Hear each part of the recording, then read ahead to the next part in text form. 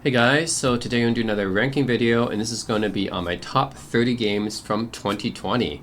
Yeah, that's right. 2020 was the year, of course, everyone knows that the COVID pandemic started. And as a result, everyone started staying at home, and I would say the video game industry grew a lot because many people chose to stay at home that year. So yeah, this is my top 30 out of games I played on my channel that was released in 2020. And yes, this includes remasters and re-releases as well. I do count those. So yeah, I'm actually pretty interested as well to find out, yeah, what are my top 30 games that I played that was released in 2020. So yeah, let's find out. Alright, so for my honorable mention, I usually start off with an honorable mention for these rankings. I'm going to go with Gears Tactics. So Gears Tactics is kind of a surprise to me because, you know, Gears of War is well known as being a third-person shooter.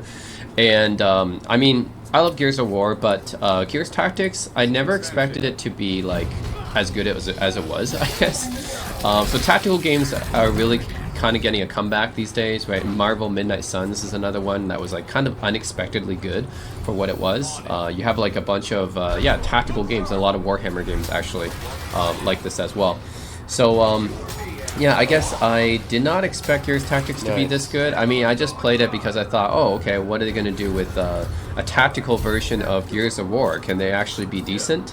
And turned out to be actually, you know, pretty fun actually. So yeah, let's just say that when I played Gears Tactics, I was like, oh, okay, so this actually kind of works. I did not expect Gears of War, you know, to work that well as a tactical game, but yeah, it's actually pretty decent. I'm not going to say it's my favorite tactical game. It's not on the same level as like XCOM 2 or something like that. But yeah, it's pretty decent, you know, kind of surprised me with how good it was for a Gears tactical game. I did not expect one to be as good as it was, you know. Metal Slug Tactics had the same effect on me years later. I was like, oh, you make it a tactical game, how good can it be? Well, pretty decent actually. So anyways, yeah, Gears Tactics. I would say, yeah, if you guys are interested in tactical strategy games, then it's actually pretty solid. Yeah, surprisingly so. You know, it doesn't have, obviously it doesn't have exactly the chaotic nature of Gears of War, right? It isn't just like you go ahead and you start killing guys like that. Obviously, it takes more planning, and it's more slower paced than that. But yeah, I mean, overall, if you guys are used to games like XCOM and stuff, then you might be happy with Gears Tactics as well. So, yeah, kind of a surprising choice here, but I had to mention it. Didn't quite make my list, but I had to mention it. It was surprisingly good. Okay, so starting off at number 30 is Immortals Fenyx Rising, and I like to think of this as basically it's a clone of Breath of the Wild. So it's Prometheus and Zeus are. It's like Legend of Zelda Breath of the Wild, except it's set in yeah, like ancient Greek mythology basically. So it's got an ancient Greek mythology setting instead. But hey, it still works out even if it's not the most original game. I feel like. And this is, I think, an Ubisoft title, right? So yeah, I think that, you know, they did a decent job trying to copy Breath of the Wild. Obviously not as good as Breath of the Wild, but, you know, it's still decent, you know, for what it is. So I think this game kind of flew under the radar for most people. When it came out, I think people just kind of looked at it as a Zelda Breath of the Wild clone and kind of forgot about it. But, yeah, I mean, it's got a full open world in Greek mythology, you know? That's actually kind of cool.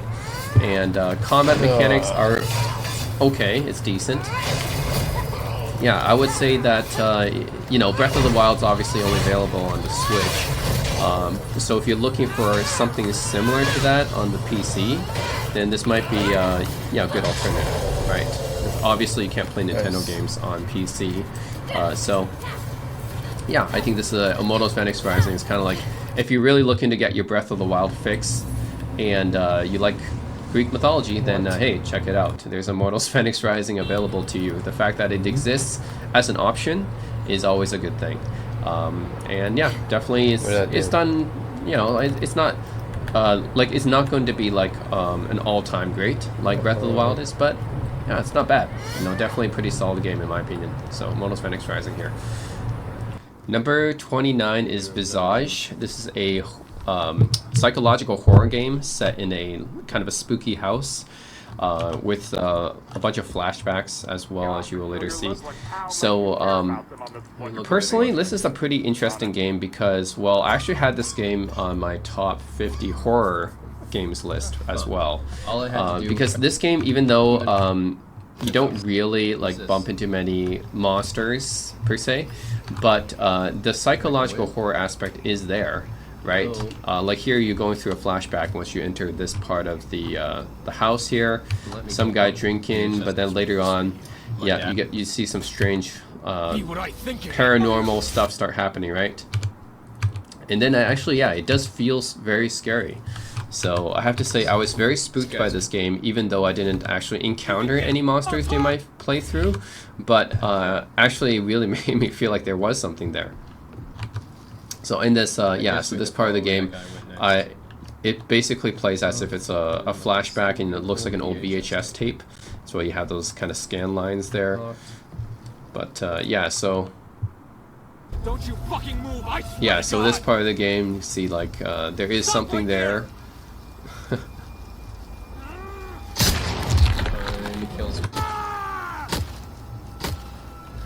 Yeah, so this creepy horror thing appears, right? Oh. Yeah, so I mean, this stuff does freak me out, right?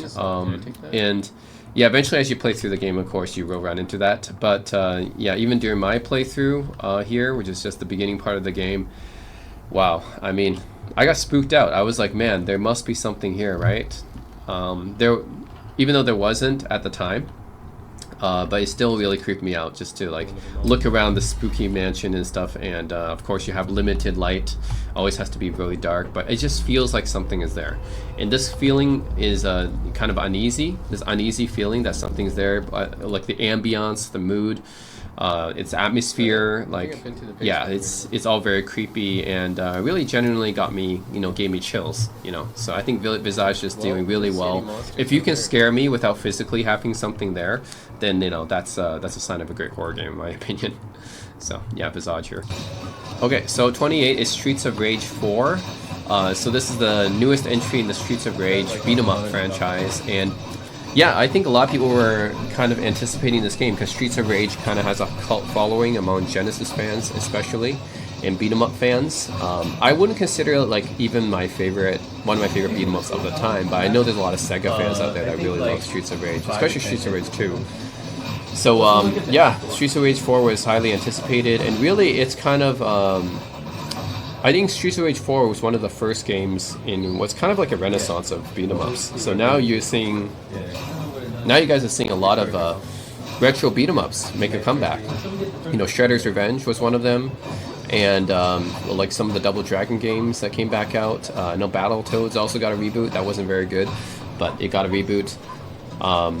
Yeah, so a lot of the old school beat 'em up games are kind of making a comeback. I know Power Rangers Rita's Rewind is another one. You're seeing like all these retro beat 'em up games make kind of a comeback, and Streets of Rage 4 really kind of spearheaded that. Yeah, I mean, all in general, if you're talking about games in variety, I think the 2020s are a lot better than the 2010s. The 2010s, I think, has kind of the whole decade of the 2010s, I felt like was kind of stagnant in terms of video game genres, I would say. I say this about Hollywood movies too, because it was all superhero movies during that time. So I feel like the entire 2010s, we had a stagnant movie industry and a stagnant video game industry. But I'm glad that starting from the 2020s, actually, you're getting a lot more variety of games. Now, point-and-click adventures are making a comeback, beat-em-ups are making a comeback, right? You see a lot of genres making a comeback in the 2020s, which is good. A lot of indie games, right? Very good indie games actually coming out. So anyway, Streets of Rage 4, yeah, it was pretty fun. I cannot say, I'm not a Streets of Rage fan, so I cannot say if it's like as good as the other Streets of Rage games, but I can say, yeah, it's a fun game to play with friends. The art style is done differently, but still, it's done well. Like it's not exactly the pixelated style, but still, it's good. Like almost like a comic book style, right? So yeah, pretty fun to play this one with my friends. Streets of Rage 4. Alright, so number 27 is Omori, which is a pretty interesting indie RPG. First of all, the graphical Hero, what's art up, style Omori? His is name pretty is actually interesting. Hero. It's almost like, when I played this game, it's almost like playing a Game Boy Color game, actually. The art style actually kind of reminded me of some of the Pokemon games that you find on Game Boy Color. The actual style of this game, though, it's kind of like, it's like one of those indie RPGs where everything seems okay, but then it has a very dark psychological layer underneath, right? And there's some psychological horror elements in this game as well. So in that sense, it's a little bit like Undertale or like Yume Nikki. So those are some of the other indie RPGs. I say that's kind of like this, basically.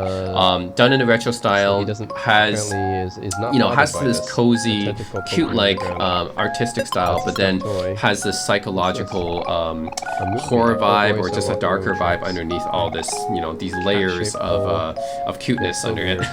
So it's pretty interesting. So yeah, the characters look like they're all done in this cute style, right? Like like a hand drawn style, like a child did it. So that's pretty cutesy looking, very charming looking. But then the actual story, as it unwraps and unfolds, becomes more psychological and darker and with horror elements and everything. So that makes this game pretty interesting, I'd say. So yeah, Omori was definitely interesting to play through, and even the combat system, although it's a traditional combat system, but because the characters are done in this style, right? So it looks kind of like a child's drawing. So yeah, I find that pretty interesting. Yeah, you have this kind of weapon triangle thing going on as well. But yeah, like the enemies and monsters are done in kind of this child drawing style. And then when you die, you actually turn to literally toast, which is pretty interesting as well. Yeah, okay, like this character looks like an Oddish from Pokemon, right? So it's just the charming art style combined with the outward layers, I guess, of charming cutesiness, but also a dark psychological vibe underneath all that. Makes this game kind of interesting to play through. So yeah, definitely, if you guys are looking for another interesting, unique indie RPG experience, if you guys like Undertale or Yume Nikki, you may like Omori as well. So yeah, pretty interesting game. Yeah, definitely worth checking out. Okay, so number 26 is Wasteland 3, which I think is overall just an improvement on Wasteland 2. After Wasteland 3 came out, I don't even touch Wasteland 2 anymore. And obviously, both Wasteland 2 and 3 are vastly different from the original Wasteland game. So the original Wasteland game came out like back in the late 80s, and it was really the predecessor of Fallout, because Fallout took a lot of the aspects of Wasteland, and I think Black Isle Studios, who did Fallout, originally wanted the Wasteland license, but wasn't able to get it from Interplay. So yeah, Wasteland eventually turned over across several different companies, got a hold of the license. Eventually, I think 10 years ago, 2015, Wasteland 2 came out finally. I think it was Kickstartered, actually. And we finally got a sequel to Wasteland, and it was good. I mean, it was different, of course, very different from the original Wasteland, because you got a huge gap, like decades before the sequel was made, right? And the Wasteland 3 really is just an improvement and refinement on Wasteland 2. So, yeah. For those of you guys who are fans of post-apocalyptic RPGs, definitely check it out.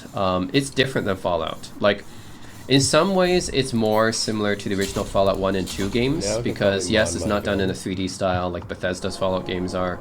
And yeah, it's done more of an isometric style and reminds me more of Shadowrun, probably, I think. Yeah, I would say that it's probably closer to Shadowrun than it is to newer Fallout games. So, yeah, if you guys like playing the original Fallout 1 and 2, I think it's also kind of like that as well, right? You got the isometric viewpoint style and more of a traditional core RPG experience. It's more of a CRPG experience, I would say, yeah. So, yeah, also if you like tactical games like Shadowrun. So I think Wasteland 2 and 3 are for people who like the post-apocalyptic setting. If you like the original 2 Fallout games, if you like the Shadowrun games, I think you'll like Wasteland 2 and 3. But 3 is pretty much just a refinement and improvement on 2 in every way. So these days, if you really want to play a Wasteland game, check out 3. Or you can check out the original Wasteland. There's a remastered version out, and it's, you know, it's just different. It's definitely more of an old school RPG experience. But yeah, Wasteland 3, I would say, is probably my favorite favorite Wasteland game. So definitely, I imagine this being kind of the spiritual successor to Fallout 1 and 2. So yeah, anyways, it's this list here. So for number 25, I have a VR game, and I think this is probably the killer app, as much as a killer app can be for VR anyways. I know VR still hasn't really taken off, but yeah, it's as much of a killer app as it can be. Half-Life Alyx coming in at number 11 here. Yeah, I mean, the thing is, I think Valve did their best with Half-Life Alyx here to make VR really kind of they try to make more people adopt VR, right? And this is the game for VR. I think even to this day, like, there is no better VR game than Half-Life Alyx. This is still like the best VR game. It's just made from the ground up for VR. I know people are expecting Half-Life 3 and everything, but as close as Half-Life 3 as you can get, I think they... Gabe Newell said he wasn't going to do Half-Life 3 until they really do something crazy and innovative like they did with 1 and 2. It's exact same sound and as when Alyx Gordon is Freeman- about as much as they can get because this is VR, right? And I think they innovated about as much as you can in the first-person shooter genre for regular PCs, and then, you know, what's the next step, right? You got to innovate for VR, and they really pushed it to the next level with Half-Life Alyx. Really made this as much of an interactive, immersive, fun to play VR experience as they could. Yeah, and I think Alyx really deserves play VR. I mean, yeah, to get you interested in VR, if there's one game to get you interested in VR, it's this one. Yeah, so like I said, if there's one game to get you interested in VR, it would be Half-Life Alyx, because it really is just built from the ground up for VR. And as far as the Half-Life connection goes, I mean, you have the first-person shooter aspects, you have the kind of horror, sci-fi type of aspects of this game, right? The sci-fi environment, and kind of also the horror aspect of it as well, with the mutations and everything. So it's classic Half-Life. Half-Life is that. You got sci-fi, horror, first-person shooter. That's what it is. And Half-Life Alyx really is the most immersive way to experience Half-Life because it's VR, right? And even though I would say VR is still kind of a niche thing, I think Half-Life Alyx did their best to kind of push people to get VR. I mean, how else are you going to get people to get into VR, right? You need to buy this expensive headset to be able to play VR games.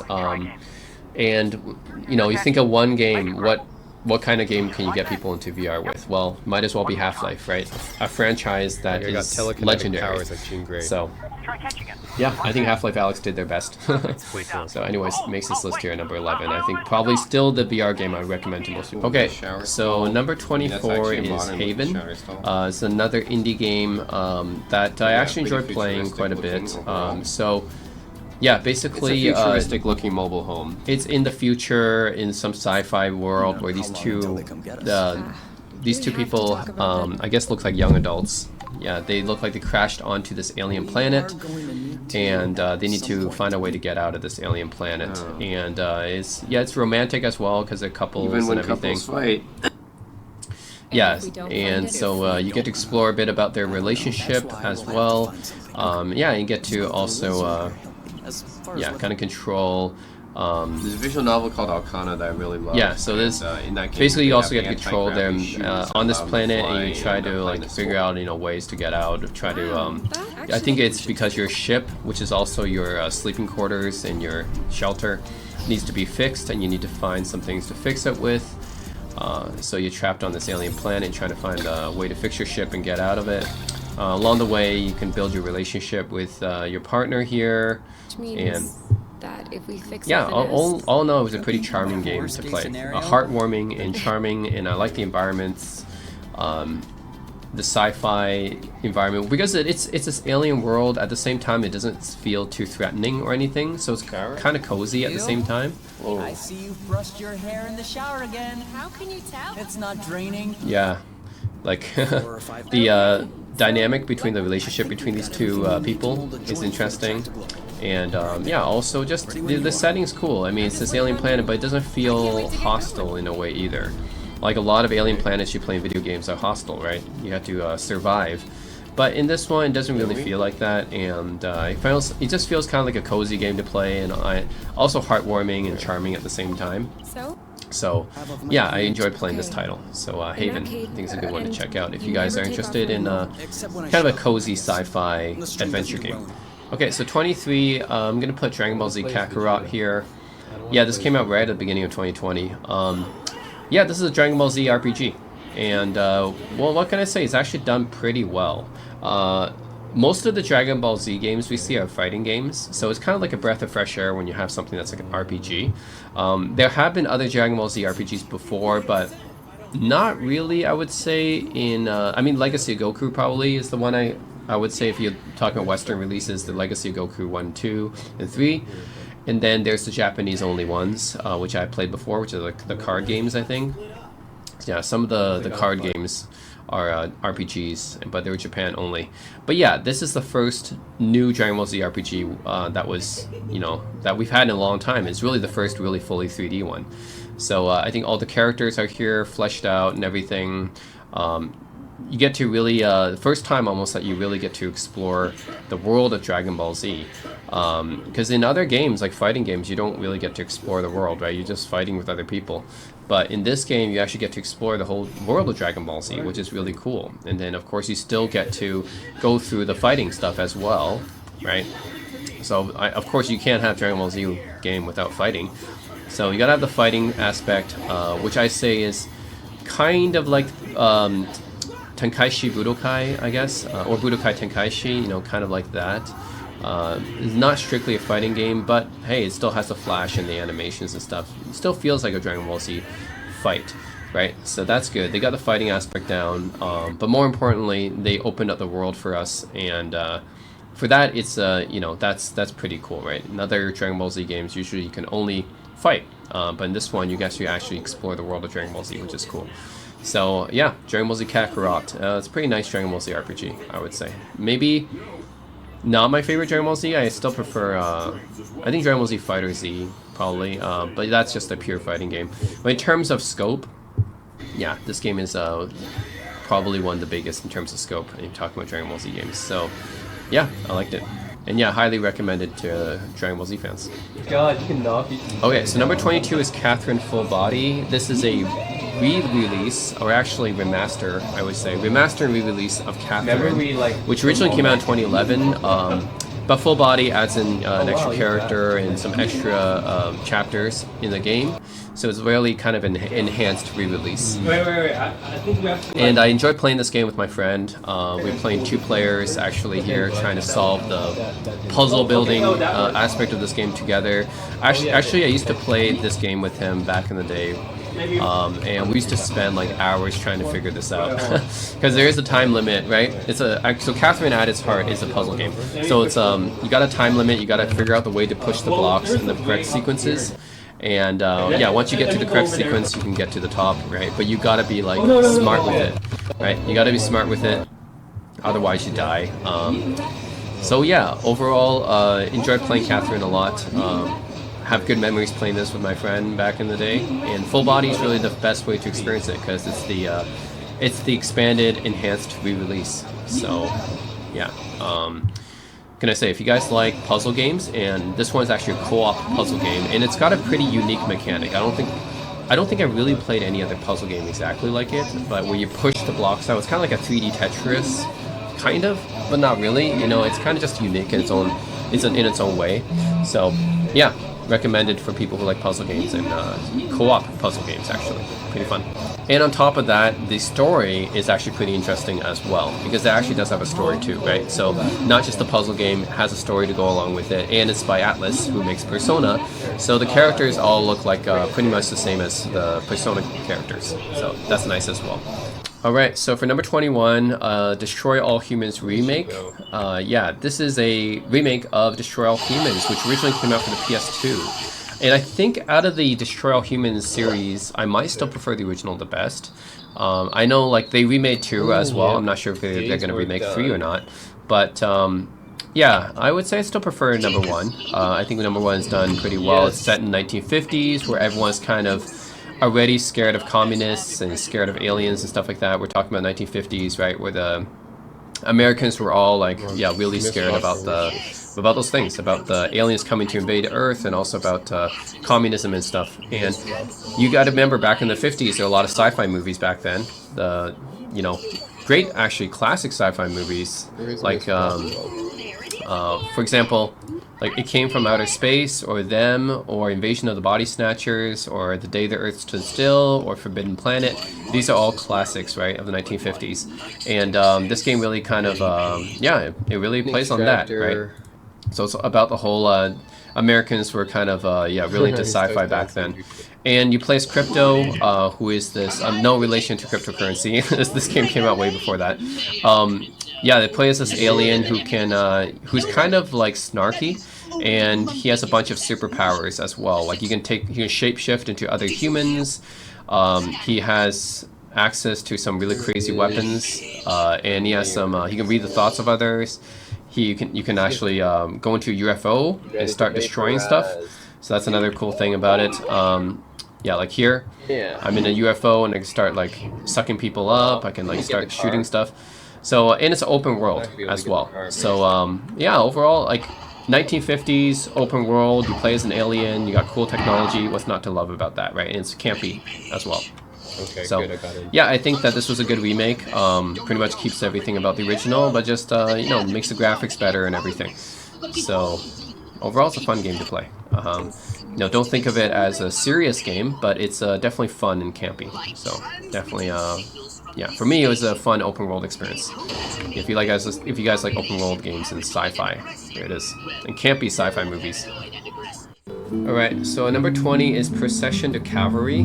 This is a point-and-click adventure game that is done in a very unique art style, as you guys can see. All the characters and backgrounds look like they're from a Renaissance era or medieval painting. And I think that's really how this series is like, and they add in their own Monty Python type humor to it and everything. So yeah, that makes this game series pretty unique, and yeah, you can die in it as well. I think Procession to Cavalry is probably my favorite out of the trilogy. There's three, like, this is a trilogy of games. So Four Last Things is the first game, Procession to Cavalry, this is the second, and Death of the Reprobate, that's the third one. All three of these games are done using this style. They're all good. I mean, you know, these are all pretty fun games to play because of how unique it is, and the art style and the humor. But personally, I just prefer Procession to Cavalry just a bit more. Yeah, it's just when I played this game, I was like, wow, this is a very, very unique looking game. Obviously. Oh, he's alive! What the heck? Yeah, obviously a very unique game, and has its own. Yeah, very own, like, it's a lot of satire and humor. Oh, there we go. In this game. And if you guys like point-and-click adventures, as well as, you know, Renaissance, medieval era type things, then check it out. Yeah, so everything's just like a kind of a parody of that time, you know. So, yeah, you of course, it just feels like you're playing as a character in a Renaissance or medieval painting, and you're kind of making fun of them as well. So everyone's just kind of saying their own, like, kind of funny dialogue, and yeah. So very humorous game, and very, very unique art style. Obviously, I've never seen, other than the other two games, there's no other, you know, no other games that look like this. So it's very, very unique in that sense, and you do get to experience a lot of Renaissance and medieval era paintings as well, so that's a bonus. You know, if you're into paintings, historical paintings, then that's definitely something that's here as well. So here's Procession to Cavalry. Yeah, definitely unique. Yeah, unique experience. Right. 19 is Mafia 2 Definitive Edition. It's a remake. I really like the it's a remake of Mafia 2, which is an open world game, and it's set in the 1940s after you come back from war. So yeah, both the original Mafia and Mafia 2 got remakes essentially, and they're both good games. I played them both. So yeah, anyways, I think that money back then. I'm gonna get my hands on $2 grand fast. Yeah, and of course involves the Mafia, right? So got Godfather vibes to it, but you can essentially think of it as GTA except with Mafia guys. Yeah, like GTA but with Mafia guys in like the 1940s and 50s, like post World War II era, which is actually one of my favorite eras of Americana. You know, I love watching movies from that era and just that whole era in general, the post-war era, 1940s and 50s, when America was quite prosperous after the war. The sofa.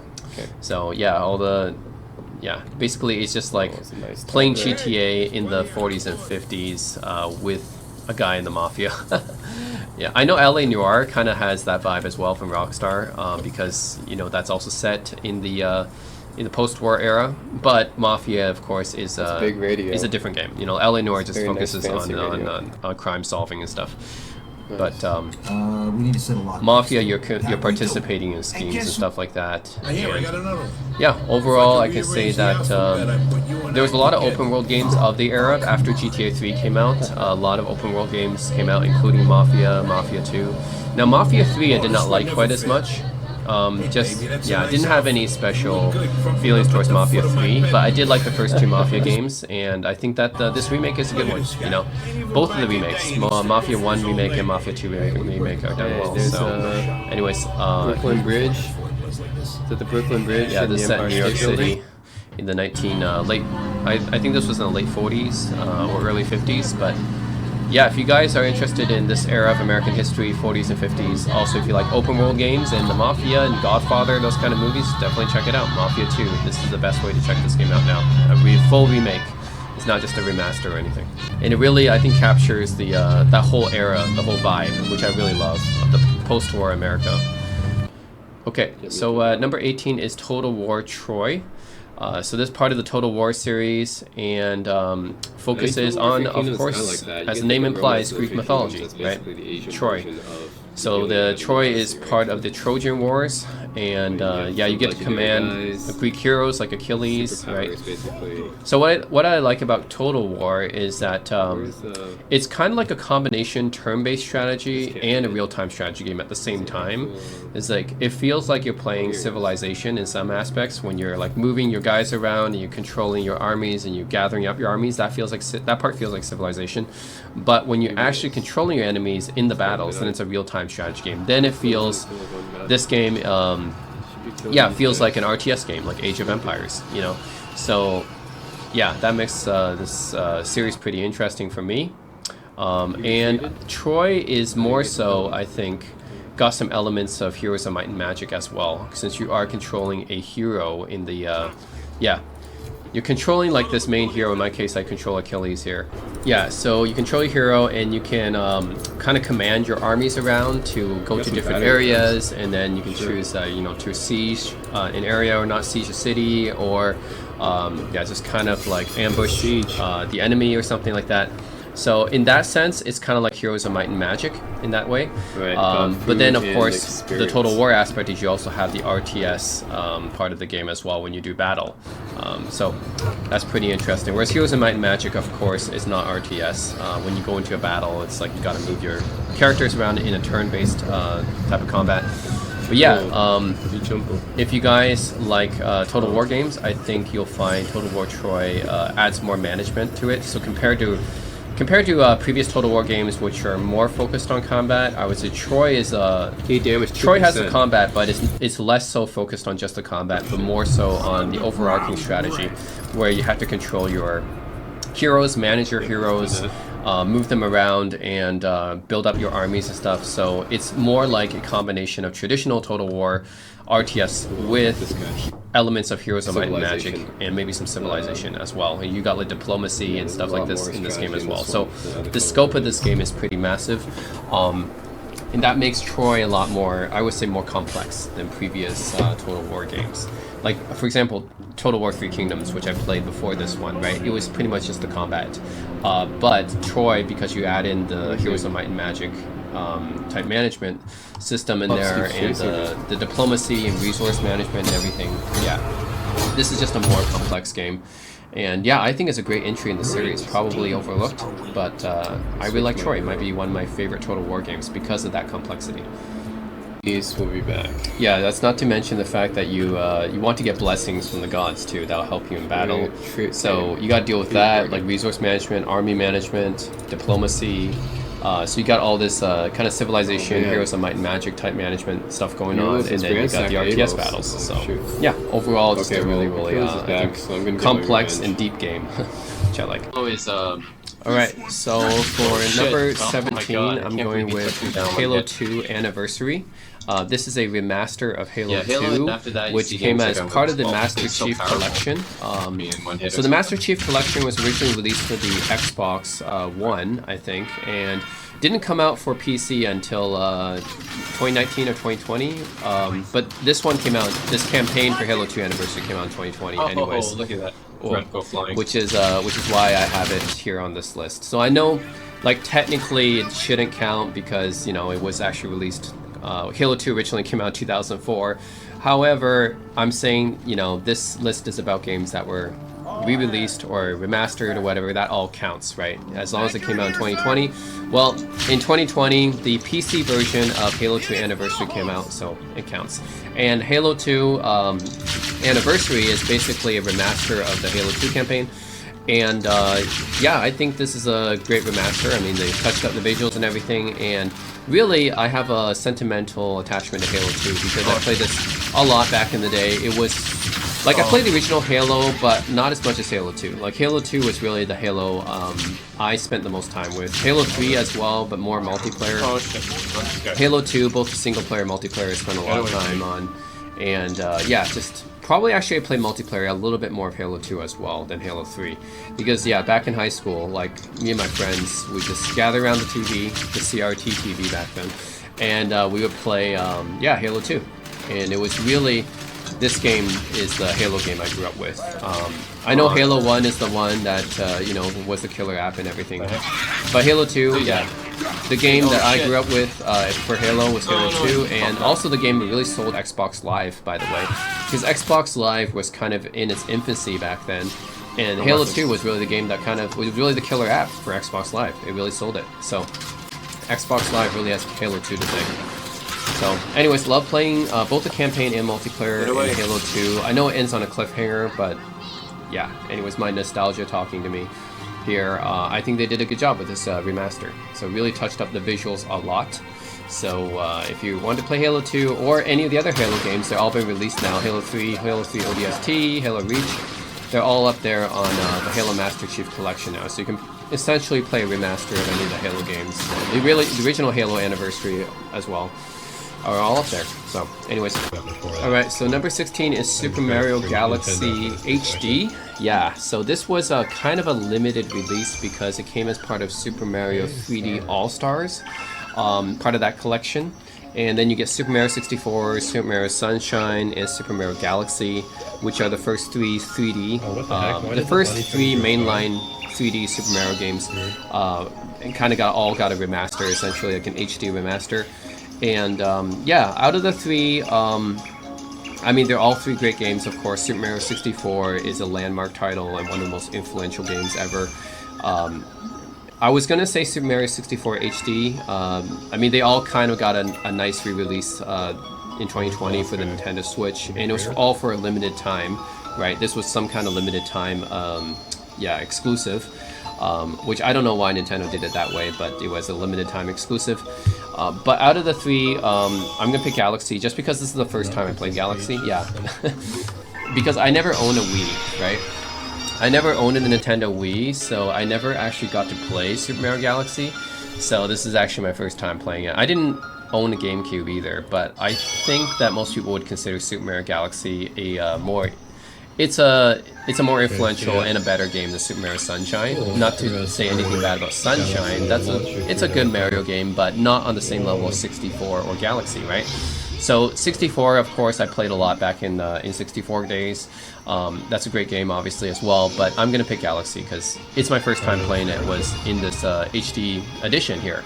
So when I played Galaxy, I was like, whoa, okay, so this is why people like Super Mario Galaxy and Galaxy 2 so much, is because, you know, with the Nintendo, what's really incredible about them is that somehow they always find a way to innovate with Mario and Zelda, you know? All the Mario and Zelda games, even though they have to make a new one every generation, it never feels old or stagnant. I guess Super Mario Sunshine kind of came close to that because it felt like just an extension of Super Mario 64, but it's also kind of its own thing as well. But Super Mario Galaxy really did feel different, obviously, right? Because you're just bouncing around to different planets and stuff. And they give you new mechanics and everything. I know this was originally designed with the Wiimote in mind. but they give you like new mechanics and everything to play around with, and I love how Nintendo always manages to innovate both with Mario and Zelda. Every new game, every generation, they come up with a new iteration of Mario and Zelda that feels fresh and interesting and unique, and they've been doing this since the 80s, which is incredible, right? If you think about all the Mario and Zelda games, how many games would you say are actually, you know, even mediocre, right? Like the vast majority of Mario and Zelda games are considered like all-timers.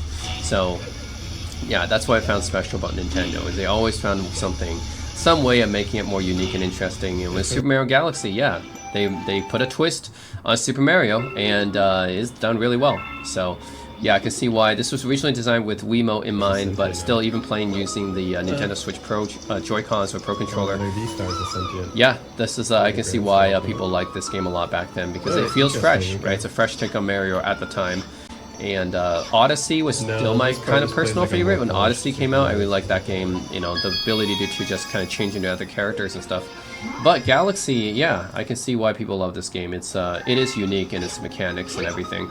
And yeah, a very memorable Super Mario game, let's just say. And this was my first time playing it. Was the HD version as part of the 3D All-Stars re-release on the Switch. So that's why I have this game here. Okay, so number 15 is Nioh 2. I have to admit, I never played the original Nioh, but Nioh 2, I mean, this is a Koei Tecmo game, so it's focused a lot on the combat. I know with games like Dynasty Warriors and with Ninja Gaiden and Nioh, these games can be pretty tough combat-wise, and that's what this game is. You know, so you create your own character and everything, and you're in this like nice little fantasy setting here. It's a trade-off, you know. Yeah, this kind of Japanese fantasy setting, which is really cool. If I want to look pretty, I gotta wear less, but then it gives me less protection. Yeah, you find a lot of cool costumes in this game as well. I have like a huge fountain spout on my head. Yeah, so I like the character customization in this game, but also the environment, right? The Japanese fantasy setting, I love that. Graphics are really good as well, and the combat is pretty tough as expected. I mean, it's like almost like FromSoft level, I want to say, because you know, before FromSoft really got famous with their Souls-likes, you had Koei Tecmo. They've always been there with their tough combat, Ninja Gaiden and Dynasty Warriors and Nioh, right? They've always been there.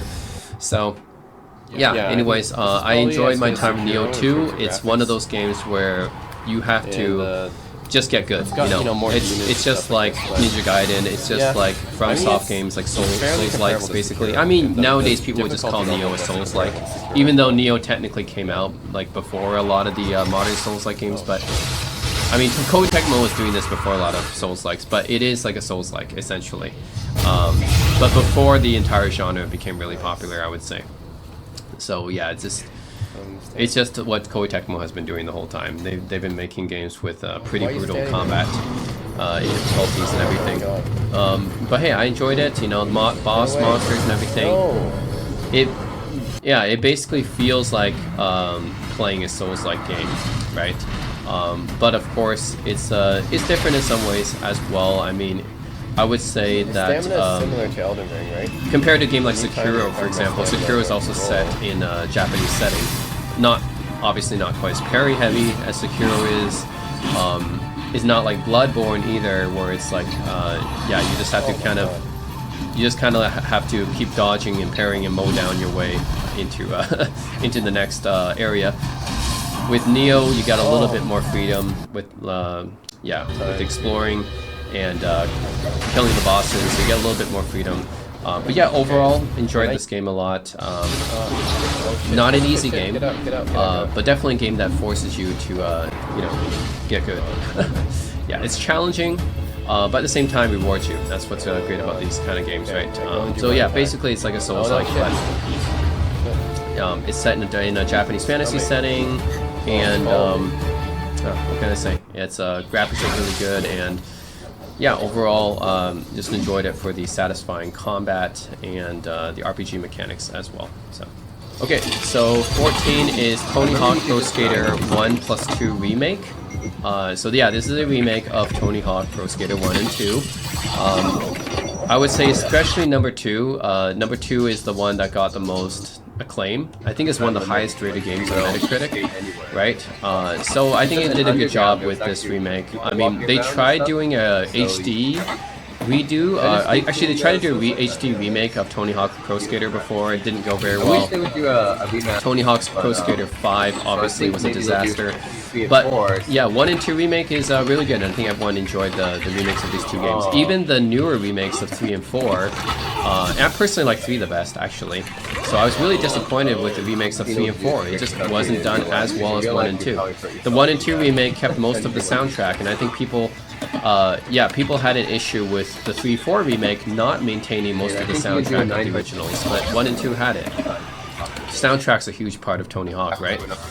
So, yeah, if you guys like Tony Hawk, especially 1 and 2, then this is the way to play them. Right? The 1 and 2 remake is done really well, and I would say even in general, if you're just looking for a Tony Hawk game to pick up and play, I recommend 1 and 2 over the 3 and 4 remake, just because 1 and 2 remake is a bit more faithful to the original releases. So, yeah, probably one of the best remakes done in recent memory. Yeah, Tony Hawk 1 and 2 remake. If you like Tony Hawk, then I'm sure you definitely have picked up on this game already.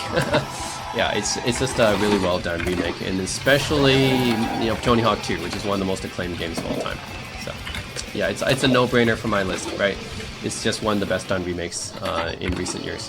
Okay, number 13, Sakura Wars, a game that I listed as one of probably the most underrated JRPGs of recent years, just because this whole franchise is not very well known in the West. I believe this is the only one that officially got localized. Yeah, Sakura Wars is a franchise in Japan where it's like kind of an RPG and a dating sim and a visual novel all at the same time. And that makes it play a bit differently than other JRPGs, of course. And I think just Western gamers aren't very familiar with this franchise, so they don't know Sakura Wars very well. But yeah, I remember when I played this, I was like, oh, this is a very interesting game, right? It combines a dating sim with a visual novel with an action RPG. And action RPG is really only in this one, because in the previous Sakura Wars games, they were all tactical.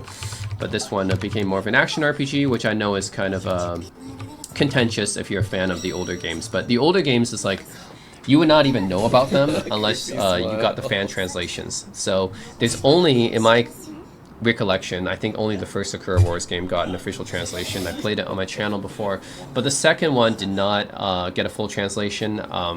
Unfortunately, I wanted to play the second one, and I don't believe the other Sakura Wars games also, they don't have fan translations either.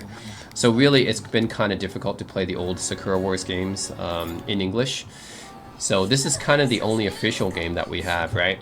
That's been released in English, but I'm not too bothered by it. You know, you get to play as a mech in these battle sections, and it's fun. I know it's not the same. I would rather have tactical based as well, but yeah, it's not. I don't think it's like bad or anything. Like, sure, having the old tactical combat where it's turn-based and you just put them on the grid and stuff, that would be better, I think. But you know, I'm not so disappointed with this being an action RPG, because at the very least, this is a way that we can experience Sakura Wars. At least you get an official translation here, and it's a new game in the series, and it's done in like a full 3D. So I'm just happy getting an official like Sakura Wars release in the West, honestly. Yeah, so more so than it being an action RPG in the combat. So anyways, yeah, I did enjoy this game a lot. I think more people should check it out if you're interested in kind of a... This is kind of really an otaku, obscure, deep cut for JRPGs. But hey, I like it. You know, if you like mechs, you get to control a mech in battle. And if you like visual novels and dating sims, it's got aspects of that as well.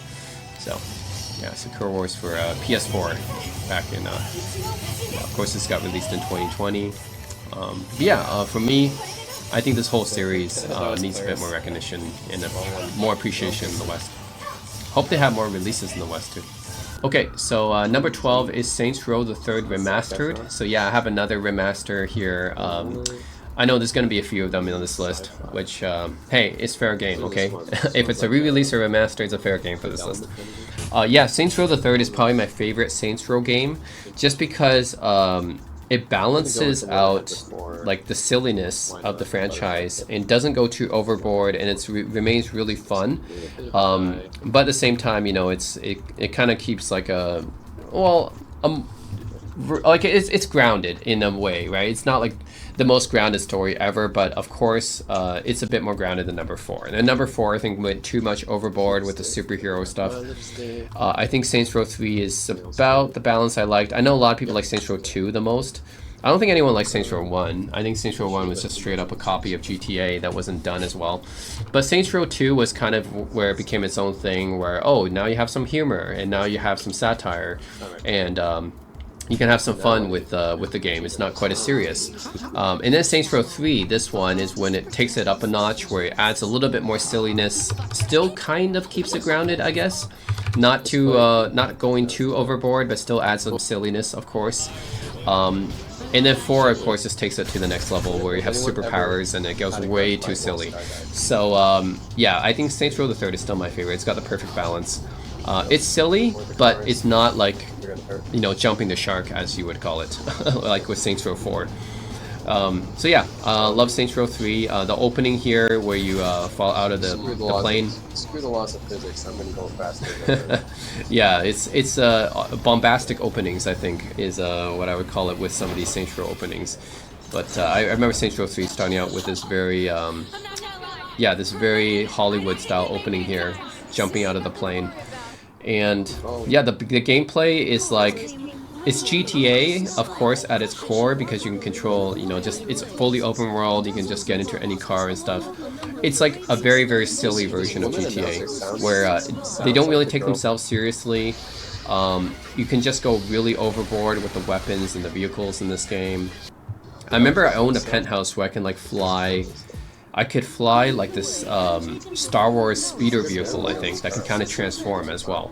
So yeah, I mean, look at this car, right? It's like a cat car. And this is not mods. Of course you can mod GTA to be the same thing, but I mean, without mods, the game just comes like this. You can drive like a cat car like this, right? With minigun mounted. So that's the kind of stuff that I expect to see in Saints Row, right? So Saints Row 3 was really fun for me. Played a lot back in the day. The remastered version, you know, is probably the best way to play it now, right? Support for high-def visuals and everything. So yeah, really enjoyed playing this back. But I remember, yeah, back in the day when I had my own penthouse suite. I think you get it right at the beginning here, yeah. After you kill all these people, you get access to your own penthouse suite. And then, oh my god, is that a... Yeah, this is like a Tiger motorcycle I'm riding here. It's a, yeah, it's a Tiger motorcycle. I mean, this is the kind of crazy stuff with a flamethrower. It's a Tiger motorcycle with a flamethrower. This is the kind of stuff that you expect in Saints Row. It's just silly nonsense. But it's so fun that way too. Look, I have a gun that shoots sharks. It's a gun that shoots sharks, and yeah, there's crazy weapons, crazy vehicles. That's what you expect in Saints Row. So, that makes this game for me more fun actually than GTA to play at times. Now, GTA is a great game, you know, but Saints Row you can't deny it's just fun. I mean, look at this. Oh yeah. It's a gun that shoots a squid, no, an octopus thing that controls them. Yeah. I shot a freaking flaming octopus at this guy. It's crazy, right? The amount of stuff, the silly things you can do in Saints Row, it just makes it a really fun game to play. Yeah, so... Anyways, if you guys like open world games with some nonsense, then it's basically GTA, but a lot more silly than GTA. And Saints Row 3 is my favorite out of the series. Alright, so for number 11, I have Black Mesa. So Black Mesa is a fan-made remake of the original Half-Life. And yeah, it's done really well. I mean, you would have thought that Valve could have made something like this, right? But I guess Valve was pretty hands-off of the Half-Life franchise after, Episode 2 came out? Until Alex came out.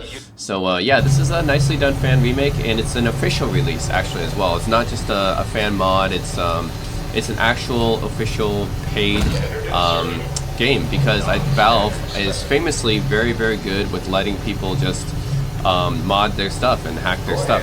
And yeah, well, Gary's mod, for example, is another one that is essentially a mod of Half-Life, and Valve was very open about letting people actually sell it, about that company letting it sell it. So same thing, Black Mesa here. a fan-made remake that's done really well, and Valve was okay with letting the company actually sell this game. So yeah, it's a commercial game, even though it's a fan-made remake. And yeah, done really well. I think it's definitely worth it. If you like the original Half-Life, which is a monumental game, I would say one of the all-time great FPS games.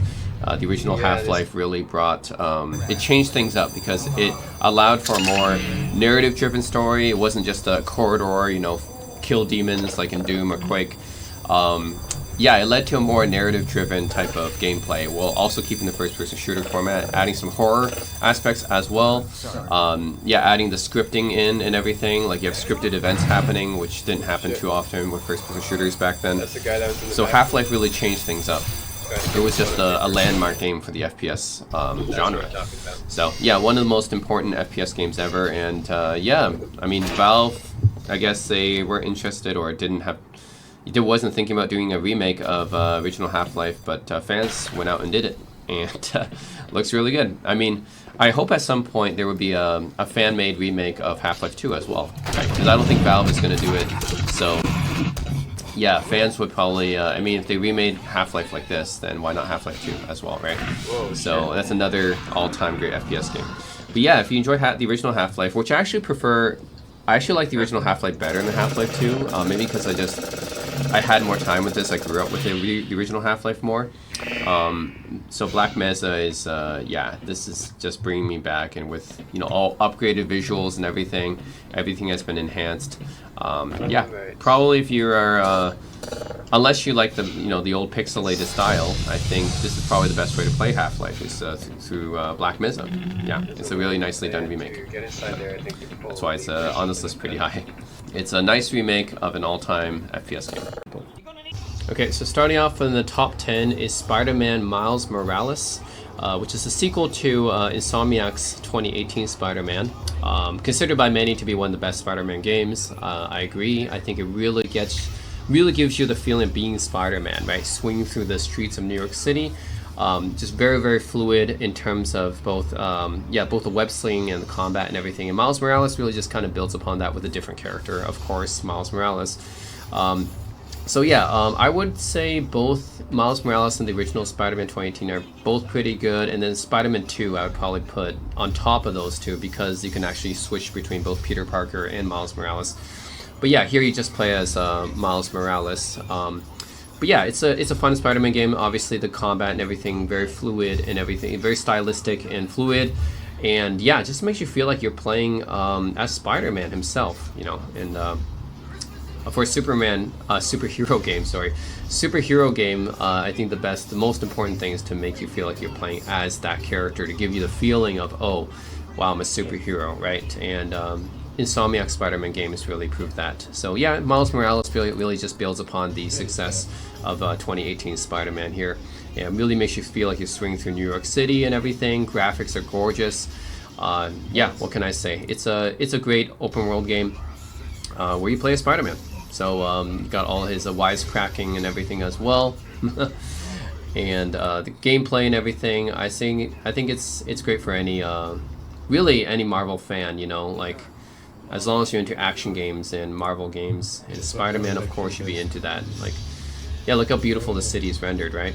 I think Insomniac did such a great job with Spider-Man. Previously the best Spider-Man game was what, Spider-Man 2 for like the PS2 I think, and then Spider-Man 1 for the PS1. And those were just okay games, I would say, but man, Spider-Man Insomniac really brought back Spider-Man in a big way. It's kind of like how Batman was brought back with the Arkham games. So it's really like that, right? What I forget who the developer of those games were, but basically what happened with Batman and the Arkham games is what happened with Spider-Man here with Insomniac. I mean, they really revived, really revived Spider-Man for video games, really. Previously, the best you got was Spider-Man 2 for PS2, so it's like full open world in New York, swinging around, and then you really do feel like Spider-Man, you know, with the combat, stylistic combat and everything, the web sling, and all your familiar Spider-Man villains are there. So overall, it's a great Spider-Man game. What can I say? It builds upon the 2018 version, which was already really good. So yeah, Spider-Man Miles Morales. Cha-ching, cha-ching, cha-ching. Oh my god, look at this. Okay, so number 9 is Roller Coaster Tycoon 3 Complete Edition. So this was a self-published title by Frontier after they got the rights to Roller Coaster Tycoon 3 and only Roller Coaster Tycoon 3. I don't think they have the rights to Roller Coaster Tycoon 1 and 2. They only had the rights to 3 and they self-published it and combined it with the 2 expansion packs to make this Complete Edition, which is fixes some bugs and adds like high-res support for modern computers and everything, modern operating systems. And yeah, what can I say? I'm a big Roller Coaster Tycoon fan, actually. I played the original a lot back in the day. I really liked, well, the management aspect, of course, but what I really liked is the sandbox mode, where you can just build all these different rides, and yeah, I just want to see all these people ride the rides and everything, and yeah, it's just see how successful my park can become, and then see what crazy rides I can build. And Roller Coaster Tycoon 3 also adds in the coaster camp, which lets you ride your own roller coasters, which is really cool as well, right? So sometimes I want to build these crazy roller coasters just so that I can ride them. As an engineer, I should be able to find a way to get people on here. Yeah, there we go. Yeah, so I think the hard part for me was actually fitting all the entrances and exits and everything, and getting people to be able to have a path to go there. I think that was my main challenge with Roller Coaster Tycoon 3. I mean, I was in the sandbox mode where you kind of have like as much money as you want, so I can just build whatever I want here. So the main challenge really was space, building all these huge roller coasters, making sure that people have enough space to actually go there. And yeah, I think that was the main thing, because you have limited space in your park, so I had to fit them all in this limited space. And it was fun. I mean, Roller Coaster Tycoon 3, unlike the first 2, you can actually ride them, right? So this is something that Planet Coaster did as well, and I love Planet Coaster too. Yeah, being able to ride my own roller coasters, man, what a feeling. Why even go to the amusement park when you can have this? Just build your own roller coasters and then ride your own roller coasters. How fun is that, right? So yeah, I love Roller Coaster Tycoon 3. This is, of course, the complete edition, so that's why it counts for this video. It's a re-release, repackaged re-release, I should say. But yeah, like the feeling of building your own roller coasters and riding them and seeing the success of your amusement park as people go through all the different rides. Yeah, I mean, I may be a guy that likes the first-person shooter and RPG and everything, but there's times when I like simulation games as well. Roller Coaster Tycoon is one of my favorite simulation games. I think The Sims, right, obviously, and then Roller Coaster Tycoon. Yeah, these are like my favorite simulation games. I'm not like a huge fan of SimCity though. I don't really play city builders too much. I think that yeah, I don't know. I never really got into city builders that much, city skylines or anything. But Roller Coaster Tycoon is Sims. Yeah, that's really my jam here. So, anyways. Yeah, Roller Coaster Tycoon 3 in the complete edition, which I believe is changed to a different developer now, or changed to a different publisher now, but still available. So you can still pick it up, I think. So yeah, if you guys like building roller coasters and amusement parks, definitely check it out. It's one of the greats. Okay, so number 8 is a visual novel called Marco and the Galaxy Dragon. I think this one really flew under the radar. I don't hear a lot of people talking about it, but it really is a very interesting visual novel because it's silly, It's got great animation. The characters are like really silly. They don't take themselves seriously.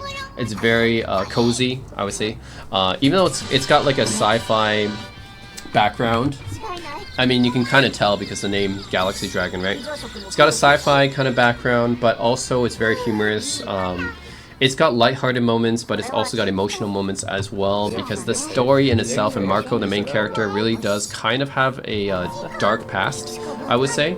But despite this dark past, the main character, Marco, doesn't really seem to be that dark, She really doesn't take herself too seriously. So she's very easygoing, I would say. And yeah, there's sections of this visual novel where it's like, wow, the animation's just done really, really well, I play my fair share of visual novels, but this is definitely one where I feel like it's got pretty high production values for one of these titles that doesn't seem to be talked about too much, but it's got very high production values. It's got like full-blown animation in here.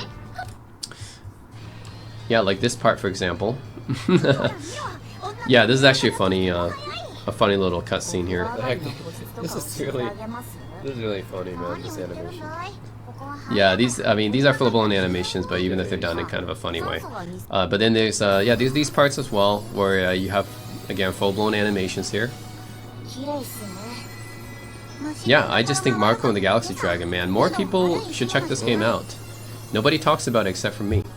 Okay. I'm the only one who talks about it, I think. But yeah, I mean, it's got great high-quality animation cutscenes, really funny, doesn't take itself seriously, it's silly in many ways. Random shit happens in this visual novel all the time. This random stuff just happens all the time in this visual novel, and the characters don't seem to care too much about it.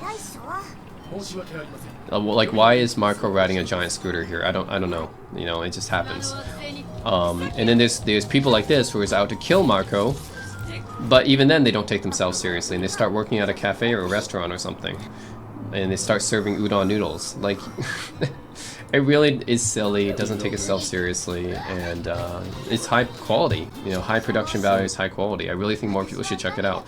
Had a really fun time with this one, and it made my top 15 visual novels, of course, as well. So, yeah, Marco and the Galaxy Dragon. If you guys are looking for like high quality animation and kind of silly, doesn't take itself seriously, lighthearted in many ways. I mean, it's got its dark moments as well, but it's lighthearted in many ways.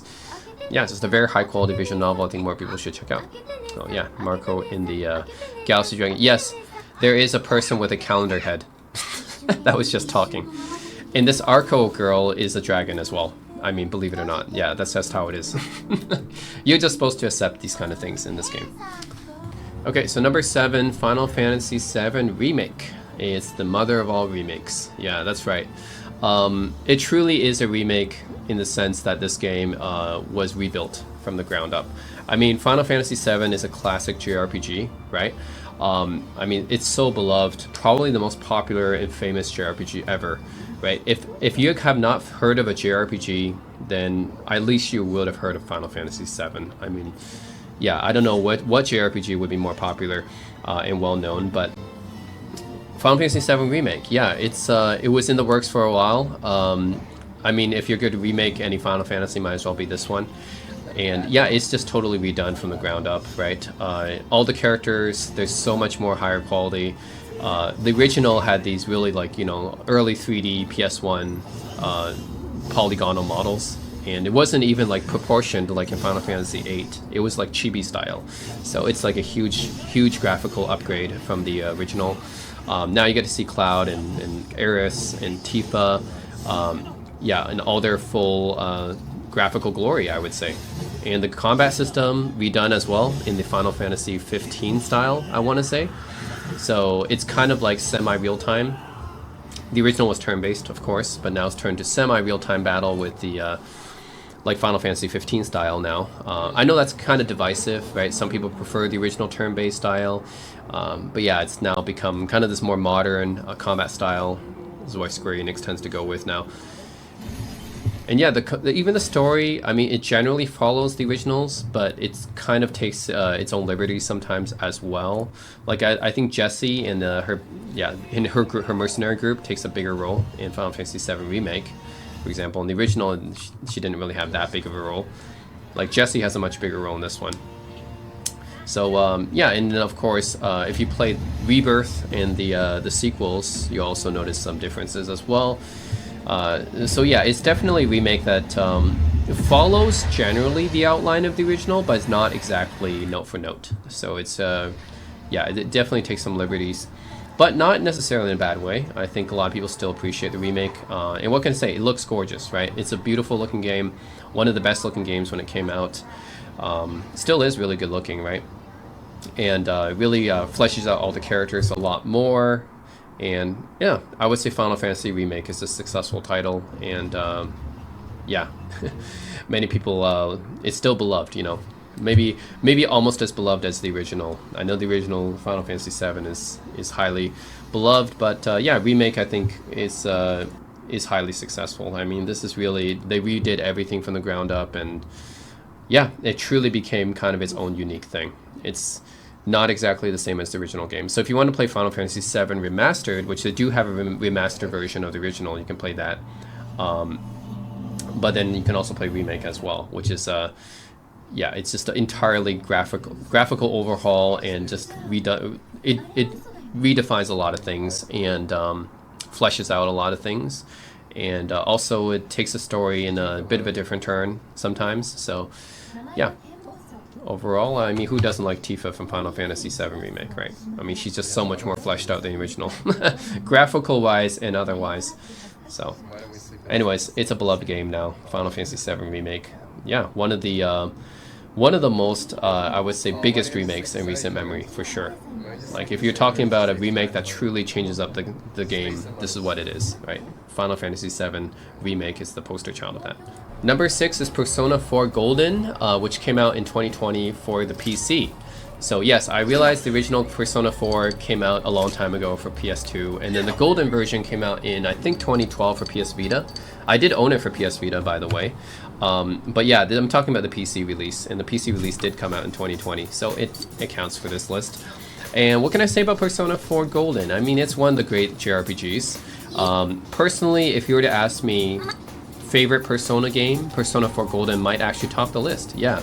I might actually pick it over Persona 5, because I might actually like the story of Persona 4 better than Persona 5, you know. I mean, I love Persona 5 Royal, but I would say, yeah, there's some aspects of the game where I think like Persona 4 Golden, especially the characters and the storyline, I might prefer a bit more. So yeah, I know graphical wise it doesn't compare to Persona 5, but Persona 3 and Persona 4 still hold a special place in my heart. I mean, these are just all-time great JRPGs for me. Just hearing the soundtrack, and this is another thing, I love Persona 5 soundtrack too, but there's something about the Persona 3 and 4 soundtrack, it's just, it always gets me, you know? Just some of the best soundtracks I've ever heard in a JRPG. So, I don't know about you guys, for Persona fans, exactly, you know, which one ranks higher, 3 versus 4 versus 5. I think you can put them all in some order, right? It's kind of like Elder Scrolls in that sense, like Elder Scrolls Morrowind versus Oblivion versus Skyrim. Which one are you going to put higher, right? It's different for everyone. Everyone has their own pick out of those 3, and I think for Persona it's the same. Whether you want to pick 3, 4, or 5, all of them are great, you know, in their own way. I would say personally, Persona 3 Reload and Persona 4 Golden are pretty close for me at the top, and then Persona 5 Royal goes a bit after them, but they're all great, and you know, anyone can have any one of them as their favorite Persona games. But Persona 4 Golden, objectively, one of the great JRPGs. Glad it finally came to PC, you know, so that more people can experience it, not just on the Vita. That was kind of a, yeah, more of a niche console. Don't worry, I'm not... Alright, so number 5 is Doom Eternal.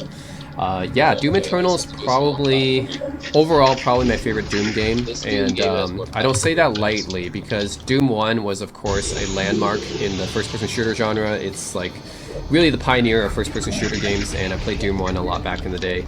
Doom 2, obviously a great enhancement on Doom 1, so you know, can't leave that out as well. Doom 1 and Doom 2 are all-time greats, and goated, really, in the FPS genre. Doom 3, definitely a bit of a different game, more of a horror vibe to it. A lot of people have mixed opinions about Doom 3, it's kind of a polarizing one. And then Doom 2016 has a lot of fans as well. And of course the newest release, Doom The Dark Ages, I think was a little bit too different from the traditional Doom formula for me. Felt like a bit more like Quake combined with a rhythm game. So Doom Eternal, I think, really gets a good balance here. Like, really, I felt like this game pays homage a lot to the original Doom games, while also kind of being a modern take on it, right? So obviously it still feels like playing a Doom game, unlike Dark Ages. This actually still feels like playing a Doom game, but with, you know, a lot of modern flourishes to it as well. A lot of modern looking, there's the visuals, of course. And demons and everything have been upgraded, enhanced in their presentation. The weapons, everything as well, have been overhauled, enhanced in their presentation. But you still got a lot of homages to the original first 2 Doom games. And it's very fast-paced, which is what Doom is about as well. Got a fast-paced action and just killing, right, a lot of these demons, basically. That's what it's about. But to me, right, Doom Eternal is like kind of, it's just kind of streamlining some of that and adding in some of their own flourishes and new features as well. So I think that Doom Eternal is a great take on modern Doom. It's yeah, really a great blend of the old and the new. So I would think personally, Doom Eternal is probably my favorite, and then Doom 2 comes a close second after that because it really is the refinement of the great original Doom games. So yeah, anyways, Doom Eternal, one of my favorites, if not my favorite Doom game, I would say. Yeah, and then Doom 2 actually has an enhanced version out now, so that comes pretty close. If I were looking for a more retro style first-person shooter, of course I would pick Doom 2, but I think Doom Eternal is great. You know, I had a great time with this one. Even though the multiplayer is not, yeah, I didn't have, I mixed the feelings about the multiplayer because I did play with my brother. I didn't think it was like super enjoyable or anything, but definitely, like, look, I'm playing as a Revenant, right, in the multiplayer. But definitely for the campaign, I think Doom Eternal has a very solid campaign. So, okay, so number 4 is Cyberpunk 2077. This game definitely had a very rough release back in 2020 when it was first released. Do I want to judge it based on what happened when it first released, or do you want to judge it based on, you know, all the patches and fixes that's gone in since then? Because if I were to judge it based on how it was when it first released, it wouldn't be this high. But you know, nowadays it's a pretty good game. You play it, and most of the bugs and issues have been fixed. So yeah, that's good. But when it came out, man, it was a mess. Even on PC, it was a mess. I mean, just look at this, right? Some of these guys have no textures and everything. Look at this. Look at it. You can yeah, like this is what happened when it came out on PC, right? Like, I know on PS4 and Xbox it was a totally unplayable, but yeah, like came out on PC. I think you really need to have like a good PC to run this game. I think graphically this game was probably the best looking game for a very long time, even now, right? If you want to talk about graphically, this was the crisis basically of 2020. When this thing dropped, it's like you gotta have a really super powerful computer to run it. Yeah, so it's like pretty much the crisis of the of 2020 when it came out. But unlike Crysis, it actually has very solid, memorable gameplay to back it up. I mean, I think Crysis just has basically a graphical tech demo and that's it. Far Cry was way better. But yeah, Cyberpunk 2077, what can I say? It's CD Projekt Red. They know how to do their RPGs, obviously. But in a cyberpunk setting, you know, it's very immersive with the first-person view.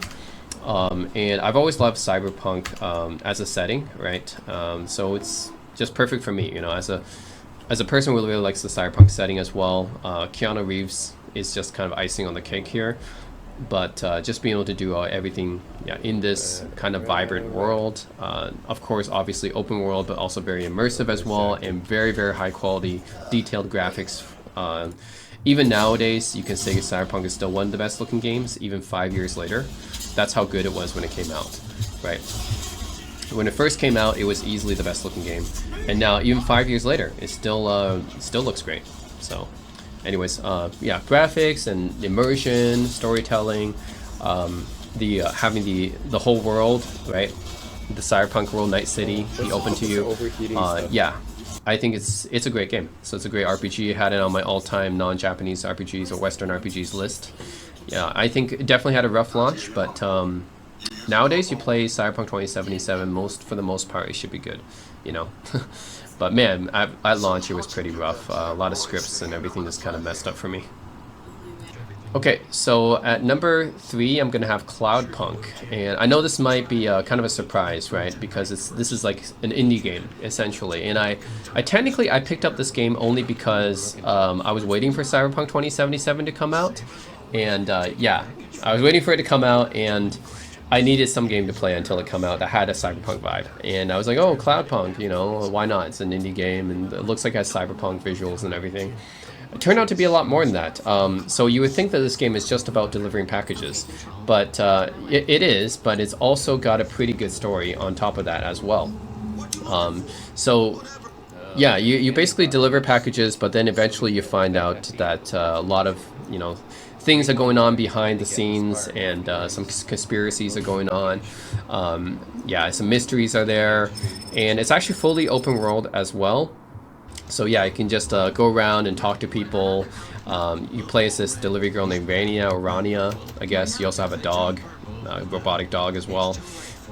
But yeah, you go around in this fully open world, and it is very, very cyberpunk looking. I gotta give it that. And the voxel art makes it look really unique as well, I guess. So I really do like the graphics in this game, this voxel art combined with just the whole, yeah, cyberpunk ambiance, I guess, and vibe of this game. Well, that's the mission. You can either play like this in third person, and you can also have a first person mode as well.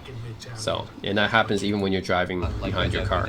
And you can eventually upgrade your cars and equipment and everything. So this game is a lot more than I originally thought it was. You know, originally I thought this was, you know, a game just about delivering packages. But it turns out to be a lot more than just delivering packages, right? I like third person view. So it's nice to have that first person view as well. It's really good. Yeah, so you can control your car and actually went on foot as well, for both first person and third person. I like this game so much. I even bought the expansion pack, the DLC, City of Ghosts. Yeah, like a rear view mirror. But yeah, like this whole city, right? It was like, wow. You know, in some sense, I preferred it over Cyberpunk 2077. I think I put it higher just because I did not have a good experience with Cyberpunk 2077 when it came out because of all the issues. But this game had no issues, obviously. There's no, yeah, it's pretty polished. Didn't have any bugs or glitches or anything with this one. And in some ways, the environment here feels even more open than Cyberpunk 2077, just because of all the places you can drive with your flying car. So, and that's something Cyberpunk 2077 you can't even do. You don't even have a flying car like this. So at least in Cloudpunk you have a flying car, right? And that's something. So, yeah, just because I mean, look at these environments, right? I'm playing actually this first person on foot now. So, yeah, it really scratched my itch for a nice open world Cyberpunk game at the time. And yeah, I really got engrossed in it actually, so I had to put Cloudpunk up really high on my list. And I think more people should check it out. I know it's kind of the overlooked game. This is an indie game. More people should check it out. It's not just a game about delivering packages. It's a lot more than that. So yeah, pretty high up on my list here. Okay, so number 2 is Muv-Luv Photon Melodies, which is actually my favorite Muv-Luv game. So Muv-Luv is kind of this visual novel series that consists of several parts. The first part is called Muv-Luv Extra. It's essentially a dating sim, so it's very slice of life, very lighthearted. The second part is Muv-Luv Unlimited, which is a little bit darker, but still overall lighthearted, but includes aliens invading the Earth and everything. And then Muv-Luv Alternative is really where the shit hits the fan, and it's really kind of a dark, emotional, impactful story. So for many people, Muv-Luv Alternative is probably, yeah, like that one gets the highest ratings because it's so emotional and the impact. Like it's a visual novel, right? Despite it being a visual novel, like you get a lot of emotional impact out of Muv-Luv Alternative because it's so serious and dramatic.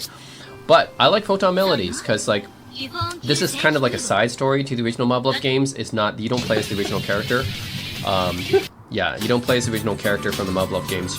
You instead, right, you play as this new character here. Yeah, I think his name is Shijiro or something. Yeah, Shijiro. You play as him.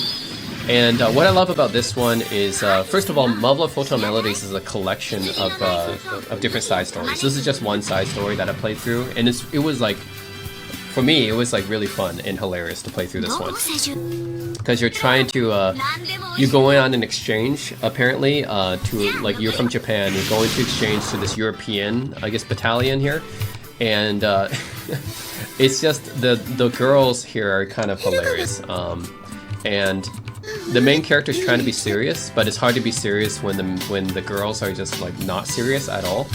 And yeah, I just like this dynamic actually.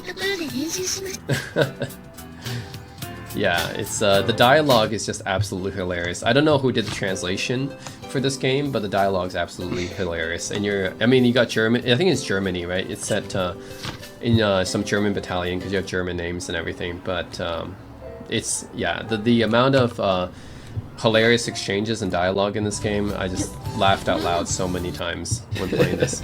Because it was trying to be, like, the main character's trying to be serious, and the whole situation's kind of serious as well, because you're trying to defend the Earth from aliens. But, like, the betas is what the aliens are called in Muv-Luv. But, yeah, like, they're not, like, it's very lighthearted, actually, and humorous, despite the fact that it's a serious situation. So I guess it's this contrast that I really like in this game. Yeah. So this is my favorite Muv-Luv game. Yeah, Muv-Luv Alternative is great, of course. The Emotional Impact. I love Muv-Luv Extra. I think that's a nice little slice of life, lighthearted one. Altered Fable is actually the expanded version of Extra, I would say. Actually, Muv-Luv Fable is kind of its own thing. It's because it kind of happens after all the war and everything happens, but it's kind of an expansion of Muv-Luv Extra, I would say, and that's a nice one as well. Altered Fable. But yeah, personally I would go with Photon Melodies. Yeah, Photon Flowers is another one, but that's kind of just a bunch of short side stories that is related to the main character. But I actually prefer Photon Melodies because you have kind of new stories here that are, in my opinion, actually even funnier than some of the original dialogue in the games, in the original Muv-Luv games. So anyways, yeah, Muv-Luv Photon Melodies, one of my favorite visual novels that I played. I had it on my top 15 visual novels list, of course. So highly recommend people check it out if they like it. Well, what's Muv-Luv about? It's about, ultimately it's a sci-fi visual novel because it's about aliens invading the Earth and then mechs are involved as well. So it's got sci-fi in it, but in this case, this game is more like a lighthearted war. It's like involving war, but also very, very lighthearted as well. Like, look at that, right? So it's like a lighthearted take on a visual novel with war elements and sci-fi elements in it. So yeah, anyways, if you like that, check it out. Okay, so my number one pick is Yakuza Like a Dragon. Yeah, this was my favorite game, I would say, of 2020. I know it's kind of maybe an unconventional pick for some people, but I love the Yakuza series. Yeah, I played so far pretty much every Yakuza game. You can't even cross the street. I played every Yakuza game so far. My favorites are probably Like a Dragon Infinite Wealth, which was my first pick in my list of 2024 games. And yeah, this game is, again, number one on my list of top games in 2020. Because, well, oh look, I'm playing all these mini games too. I'm playing, this is, yeah, so here, I'm playing a Sega game here, which I think is Virtua Fighter 5, isn't it? This might be Virtua Fighter 5, really? Actually. Yeah, because, yeah, Virtua Fighter 5. Look, you have a version of Virtua Fighter 5, which is a full-on, you know, it's a great fighting game in its own right, and you have a full-on PS3 era game in this game. So that's kind of crazy to think about how many mini games that the Yakuza series have. Yeah, there's a full-on version of Virtua Fighter 5 in this game as a mini game. So the amount of stuff that you can do in this game is crazy. So yeah, my favorite Yakuza games, probably, I like Yakuza 4. It was actually the first one that I played, and it goes through 4 different characters. Yakuza 5 and 6 were good as well. Yakuza 0 was great. And yeah, Like a Dragon, because it actually deals with a different character. You play as Ichiban instead of Kiryu. You usually play as Kiryu, but in this one you play as Ichiban, who has the chance to kind of carve out his own story, and honestly has more of a personality. Kiryu isn't. This used to be the. Kiryu is a guy who's very, very stoic. Yeah, so when you play as Kiryu, you don't really feel like you're playing a guy with much personality, basically. Like, he doesn't have too much of a personality. He's just kind of the stoic, tough guy. But Ichiban actually has a much more interesting personality. So it was fun playing as Ichiban. It's fun, of course, exploring the streets of Japan, wherever you may be, but in this game it's Yokohama. So yeah, it's not exactly open world, it's like semi-open world, I guess. It's not like you can fully just go anywhere you want, but it has enough stuff for you to do, right? Because there's so many mini games in Yakuza series. So love all the different mini games and everything. Now the issue with a lot of the Yakuza games before was that the combat was repetitive, because it just was button mashing, basically. You just button mash and button mash. You can change your styles, but it's the same thing. You just button mash and then you'll eventually win. But what's different about Like a Dragon is that you can recruit people and have your own party, so it becomes like a real RPG. So you can actually transform when you're in battle as well, because he kind of has his own fantasies about, you know, being like a superhero and everything. But yeah, because Like a Dragon adds the party mechanic, and yeah, you team up with other people and everything, it makes the combat a lot more varied and interesting. So it really fixes the main issue with the Yakuza games, which was the combat was too repetitive. So they fixed the combat, made that better and everything, and of course keeps the dramatic storylines of Yakuza, and you keep all the great mini games and everything like that, and you keep the great recreation of Japan, and the graphics are pretty good as well. Yeah. you have all that, and eventually, yeah, you just have a great game on your hands after you combine all those things together, right? All these ingredients combined together, and you have a overall great game. So, yeah. Oh my god, you gotta see this. So, like this guy, I think his ability was to breathe fire. Yeah. Oh yeah, he breathes fire with his lighter. This guy like, and then this guy stomps him in the face. Ooh. Yeah. So anyways, I think all those aspects combined together. That's why Yakuza Like a Dragon's my pick for 2020. And then Infinite Wealth just really adds on a whole other area, Hawaii, on top of that. So yeah, both Like a Dragon, Infinite Wealth are great games. So anyways, this is my #1 pick. So let me know what you guys think in the comment section below. My top 30 picks for 2020 out of the games I played on my channel. I played thousands of games on my channel, of course, so it's hard to pick just 30 here, but out of the games released in 2020, this was my list. Let me know what you guys think, and as always, thanks for watching.